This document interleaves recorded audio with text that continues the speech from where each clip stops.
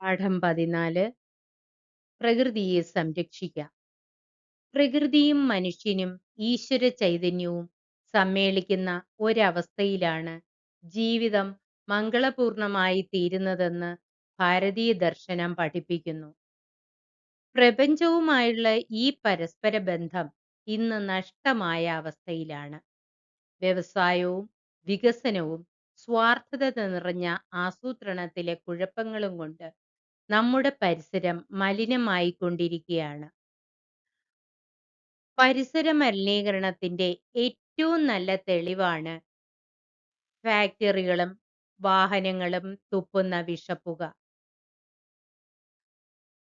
നമ്മുടെ അന്തരീക്ഷത്തെ ഇവ സദാ മലിനമാക്കിക്കൊണ്ടിരിക്കുന്നു. അടിസ്ഥാന രാസവസ്തുക്കൾക്കു പുറമെ 65,000-ത്തോളം രാസവസ്തുക്കൾ ഇന്ന് അന്തരീക്ഷത്തിലുണ്ട്. ഇവയിൽ പലതും ക്യാൻസർ പോലുള്ള രോഗങ്ങളുടെ വിത്തുകളായി അംഗീകരിക്കപ്പെട്ടവയാണ്. ഈ അന്തരീക്ഷ വായുവിലെ കാർബൺ ഡയോക്സൈഡിന്റെ അളവ് 27% വർദ്ധിച്ചിട്ടുണ്ട്. ഇതിന്റെ ഫലമായി അന്തരീക്ഷത്തിലെ ചൂട് വർദ്ധിക്കുന്നു. ഇത് കാലാവസ്ഥയെ പലതരത്തിൽ മാറ്റിമറിക്കാൻ ഇടയാക്കുന്നു. എയർ കണ്ടീഷണറുകളും റെഫ്രിജറേറ്ററുകളും ഉൽപ്പാദിപ്പിക്കുന്ന ക്ലോറാഫ്ലൂറോ കാർബൺ എന്ന രാസവസ്തു ഓസോൺ പടലത്തിൽ സുഷിരങ്ങൾ സൃഷ്ടിക്കുന്നുണ്ട്. അപകട അപകടകരമായ വികിരണങ്ങളിൽ നിന്ന് നമ്മെ രക്ഷിക്കുന്ന കവചമാണ് ഓസോൺ പടലം. മുംബൈ, കൽക്കട്ട തുടങ്ങിയ വൻ നഗരങ്ങളിൽ വൻതോതിൽ ശ്വാസകോശ രോഗങ്ങൾക്കും ക്ഷയരോഗത്തിനും വ്യവസായ മേഖലയിലെ ജലമലിനീകരണം കാരണമാകുന്നുണ്ട്.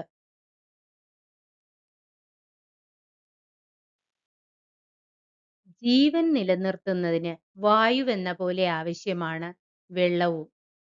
എന്നാൽ ശുദ്ധജലം ഇന്നൊരു സങ്കല്പം മാത്രമായിക്കൊണ്ടിരിക്കുകയാണ്.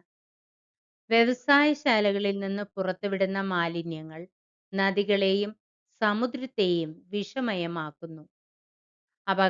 അപകടകാരികളായ മെർക്കുറി, കാഡ്മിയം, സയനൈഡുകൾ, ആഴ്സനിക് തുടങ്ങിയവ ഇങ്ങനെ ജലത്തിൽ ലയിച്ചു ചേരുന്നുണ്ട്. ജലമലിനീകരണത്തിന്റെ തെളിവുകളായി ഗംഗയും യമുനയും ചാലിയാറും പെരിയാറും മാറിക്കഴിഞ്ഞു.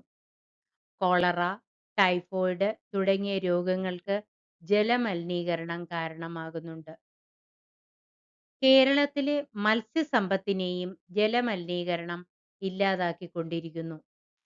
വെള്ളം കെട്ടി നിൽക്കുന്ന പ്രദേശങ്ങൾ നികത്തുന്നതും രാസവളങ്ങൾ ഉപയോഗിക്കുന്നതുമെല്ലാം ഭൂമിയുടെ ജലസംഭരണ ശേഷിയെ സാരമായി നശിപ്പിച്ചിട്ടുണ്ട്. വനനശീകരണമാണ് പരിസ്ഥിതി നാശത്തിലേക്ക് നയിക്കുന്ന മറ്റൊരു വിപത്ത്. വനനശീകരണം മൂലമുണ്ടാകുന്ന മണ്ണൊലിപ്പ് കൃഷിയെ ബാധിക്കുന്നു. അമിതമായ വനനശീകരണം പ്രകൃതിയുടെ സന്തുലിതാവസ്ഥയെയും തകർക്കുന്നു. ശബ്ദമലിനീകരണവും പരിസര മലിനീകരണത്തിന്റെ ഭീകരത വർദ്ധിപ്പിക്കുന്നുണ്ട്. ഉച്ചഭാഷിണികളും വാഹനങ്ങളും യന്ത്രങ്ങളും നമുക്ക് ചുറ്റും സദാ ശബ്ദം പുറപ്പെടുവിച്ചുകൊണ്ടിരിക്കുന്നു.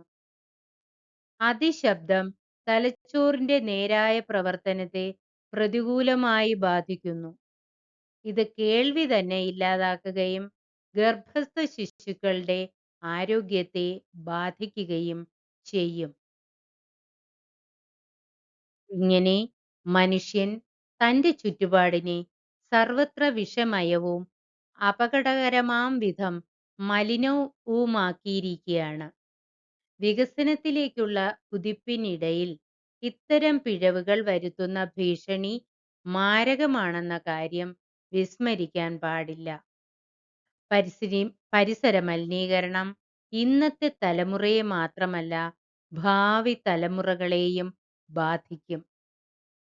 മലിനീകരണം ലഘൂകരിക്കാനുള്ള നിരവധി സംവിധാനങ്ങൾ ശാസ്ത്രം കണ്ടെത്തിയിരിക്കുന്നു. പരിസര മലിനീകരണം തടയുന്നതിന് നിരവധി നിയമങ്ങൾ സൃഷ്ടിച്ചിട്ടുണ്ട്. ജൂൺ 5 ലോക പരിസ്ഥിതി ദിനമായി ആചരിക്കുന്നുണ്ട്. പരിസ്ഥിതി മലിനീകരണത്തിനെതിരെ ഒട്ടേറെ സംഘടനകളും സാഹിത്യ നായകരടക്കം പല പ്രമുഖ വ്യക്തികളും നിരന്തരമായ പ്രവർത്തനത്തിലൂടെ വലിയൊരു അവബോധം സൃഷ്ടിച്ചിട്ടുണ്ട്. പ്രകൃതി സംരക്ഷണത്തിനായി കഴിവുള്ള വിധത്തിലെല്ലാം പരിശ്രമിച്ചുകൊണ്ടാണ് ഈ അവബോധത്തെ നാം നമ്മുടെ സ്വന്തമാക്കേണ്ടത്. പ്രകൃതി ഒരു ഗ്രന്ഥശാലയാണ്. നാം അതിൻ്റെ സൂക്ഷിപ്പുകാരും നിരീക്ഷകരും അന്വേഷകരും പഠിതാക്കളുമാണ്. ചൂഷകരാകരുത്.